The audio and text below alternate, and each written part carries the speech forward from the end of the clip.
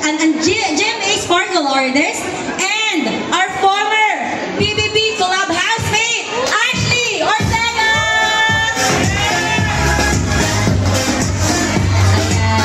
Hello po, magandang hapon po, SM Baliwag.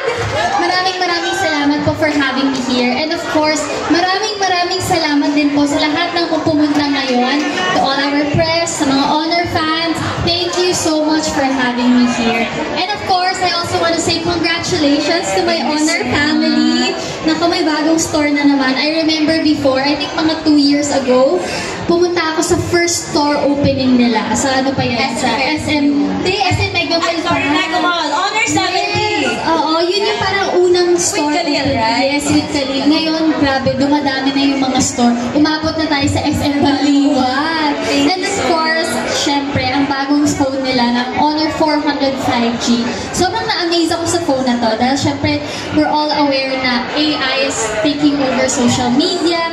And it's nice na may mga feature na yun dito sa cellphone natin. And actually, hindi ko in-expect na yung phone na Honor, kaya pala nila gawin yun sa mga photos and mga videos ko.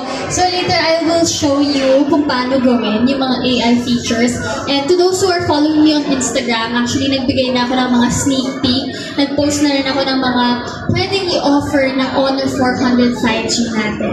So sa mga taong hindi pa nakaka-order, mag-order na kayo, pre-order na ako kasi sobrang dami pa. Grabe, may pa-Hermes pa talaga. Yes. Totoo ba yan? Of course! May pa-Hermes bag? Nako, pwede mo mag-apply siya. Hindi, bigyan na natin sa mga taong gusto mag-pre-order. But again, thank you so much for having me here. Congratulations to my Honor family. And I'm glad to be part of this event. And ayan, papakita ko na ba?